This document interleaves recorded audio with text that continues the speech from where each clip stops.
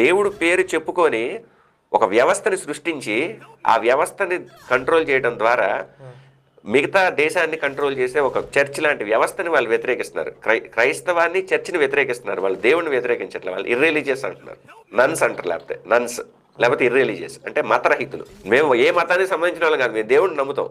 నాస్తికులు చాలా తక్కువే. ఇప్పటికే ఐరోపాలో 4-5% ఉంటారు నాస్తికులు. కాకపోతే మన నాస్తికులు కూడా బాబు గోకినల్ లాంటి వాళ్ళు కూడా ఐరోపాలో మొత్తం బోల్డ్ మంది నాస్తికులు అని వాళ్ళు చెప్పేసుకుంటున్నారు. కానీ అది అబద్ధం. అది నేను మొన్నటిదాకా అదే అనుకున్నాను. మొన్న ఈ మధ్య నేను చూశాను, దాన్ని స్టడీ చేశాను.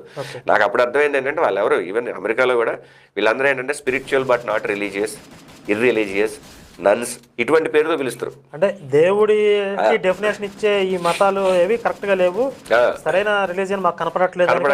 అయితే నిజంగా మన ఇప్పుడు అంటే వాళ్ళకి హిందుత్వం పరిచయం లేకపోవడం వల్ల అనుకుంటున్నారు అనుకోవచ్చా? హిందుత్వం వాళ్ళకి పరిచయం అయితే వాళ్ళు అయితే డెఫినెట్ గా అండి, డెఫినెట్ గా ఇప్పుడు యోగాని